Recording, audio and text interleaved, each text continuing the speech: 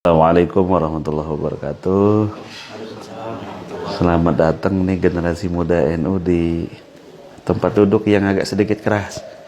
Karena memang anak muda butuh dikeraskan untuk jadi baik.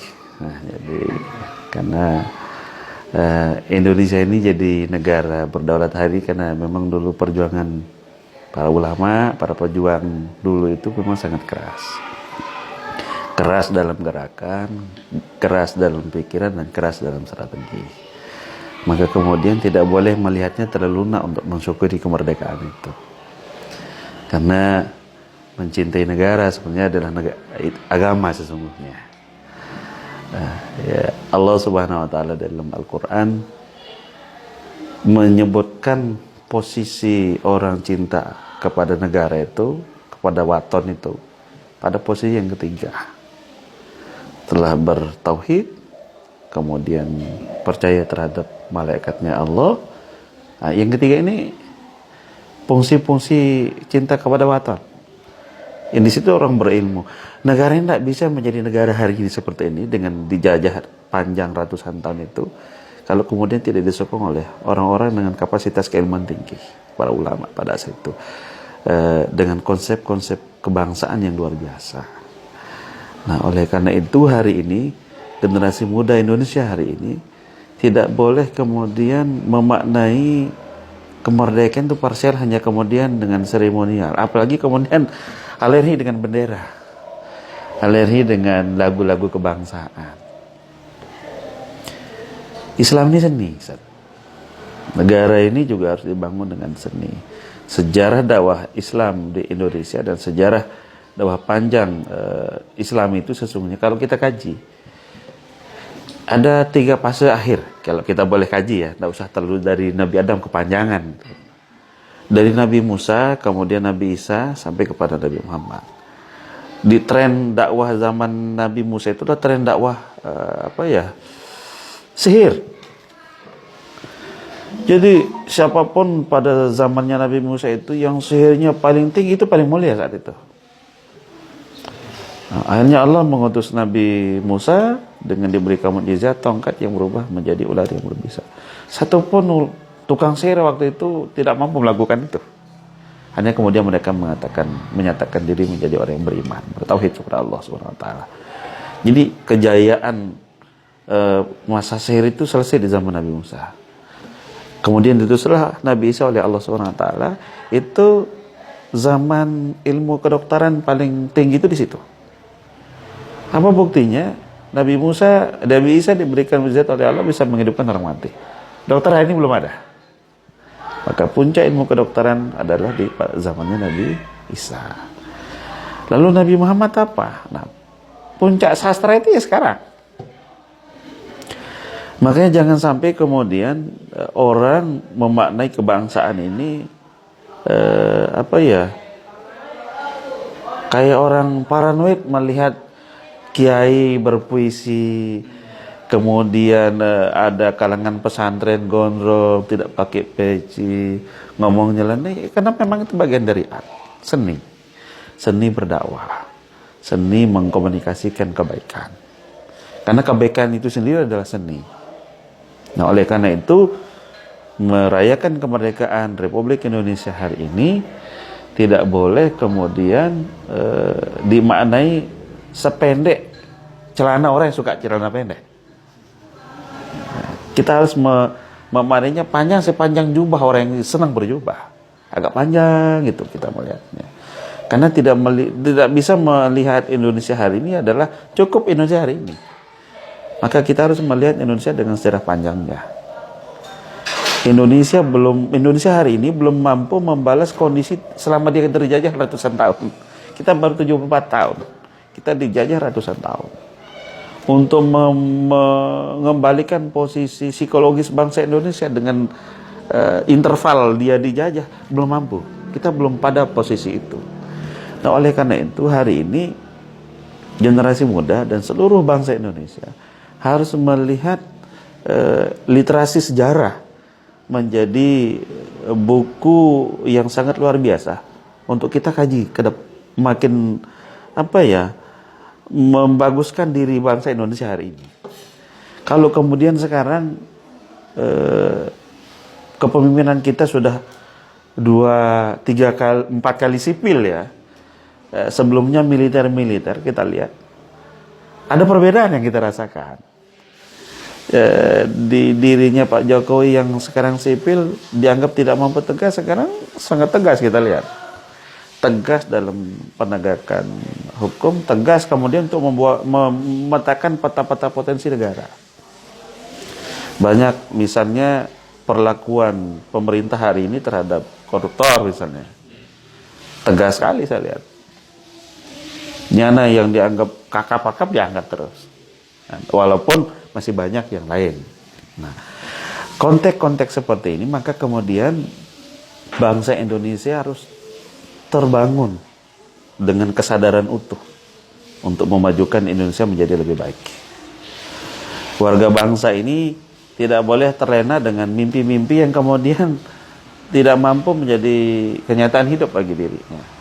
Kita harus bermimpi dengan mimpi-mimpi yang kemudian masih mampu kita jangkau di kehidupan kita. Jangan sampai kita bermimpi sampai Tuhan meninggal, belum sempat kemudian mengaplikasikan mimpi-mimpi itu.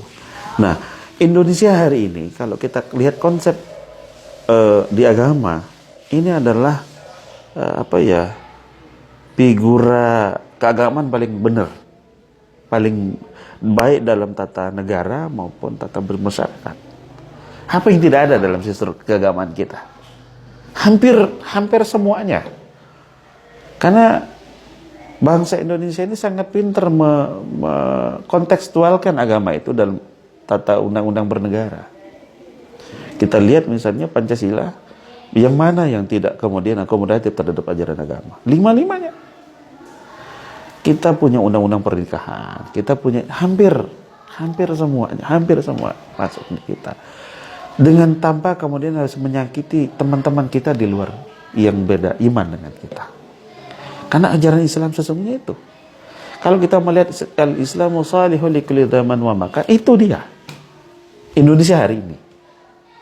Orang yang berbeda keyakinan dengan kita menjadi nyaman hidup bersama kita. Karena Islam itu Islam ramah.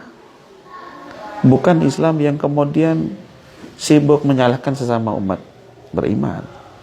Sederhananya hari ini, orang kafir 80 tahun saja dengan sekali mengucap 2 kalimat syahadat dia jadi masuk surga. Berhenti dia jadi kafir. Nah, jangan sampai kemudian justru di internal sesama umat beragama kita menjadi alergi dengan ajaran-ajaran keagamaan itu karena kita tidak tuntas memahaminya. Nah, konteks bernegara hari ini tidak boleh kemudian melakukan dikotomi antara negara dan ajaran agama dan ajaran kebangsaan kita hari ini. Karena ajaran kebangsaan itu bagian dari agama itu sesungguhnya. Nah, ini yang kemudian mohon maaf kita sekarang kurang bahagia dalam belajar. Kenapa saya bilang kurang bahagia dalam belajar? Kita belum menemukan nikmatnya belajar, sudah menganggap dirinya paling pintar. Ini susah. Jadi tidak pernah bahagia dalam belajar. Ini kita butuh bahagia dalam belajar ini. Orang-orang di pesantren misalnya, ketika dia sudah mendudukkan ilmunya pada aplikasi-aplikasi keagamaan dalam konteks pondok pesantren, itu sudah mulai menemukan kenyamanan beragama dan kenyamanan berindonesia. Hari ini coba kita lihat contoh-contoh yang kemudian orang memaksakan diri ingin menegakkan syariat Islam dengan tekstual misalnya. Nah, ada yang untuk negara itu hancur. Timur Tengah mana ada yang sukses? Nggak ada. Oleh karena itu konteks kita beragama, konteks kita bernegara hari ini, mari kita cintai Indonesia dengan mencintai manusia Indonesia. Mencintai Indonesia, merayakan kemerdekaan itu adalah dengan menjaga negara ini. Kita ini adalah orang Indonesia yang beragama Islam. Bukan orang Islam yang kebetulan ada di Indonesia. Kalau orang Indonesia yang beragama Islam, berarti kita benar-benar cinta, jaga negara ini. Jaga keutuhannya, jaga kekayaannya. Tapi kalau orang Islam kebetulan di Indonesia, dia lupa dengan hazanah-hazanah kebudayaan. Al-adatu al-muhakamah, kan itu teori di usul fikih itu. Sesuatu yang sudah menjadi kesepakatan masyarakat, maka itu menjadi hukum. Nggak boleh diganggu-gugat. Selama itu tidak bertentangan dengan syarat-syarat keagamaan kita yang kita yakini.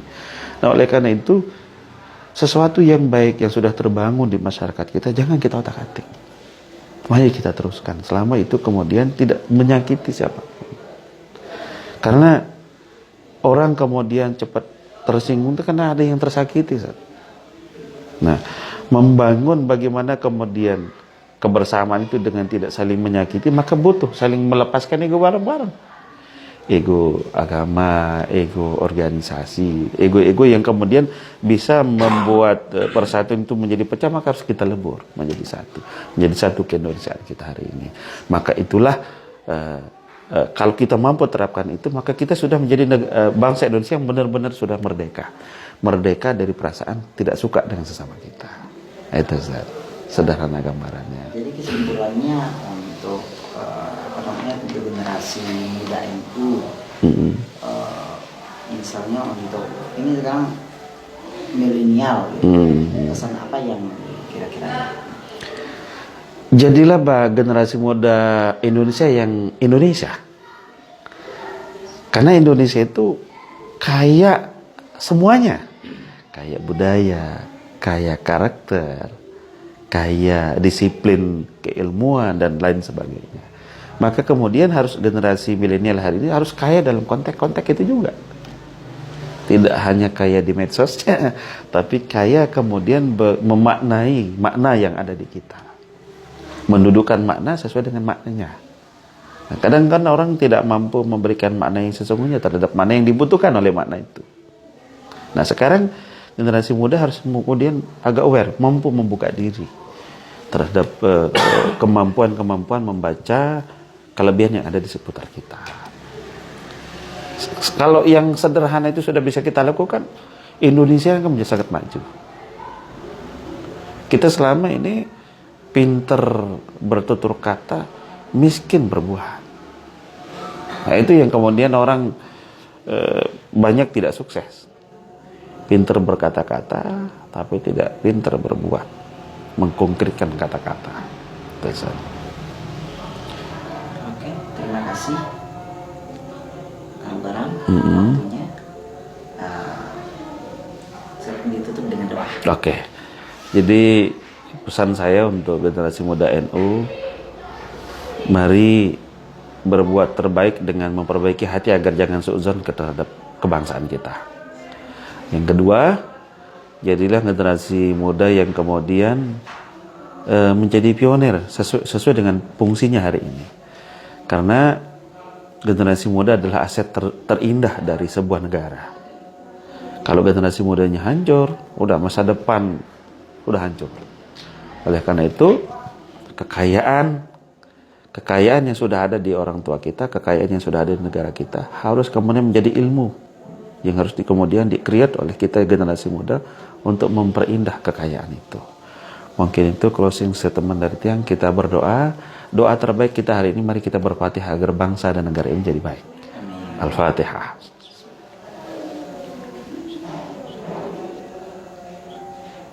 Sekian, generasi muda NU maju, ayo kita bangkit menjadi generasi muda yang unggul. Wallahul muwaffiq ila aqwamit thoriq. Assalamualaikum warahmatullahi wabarakatuh.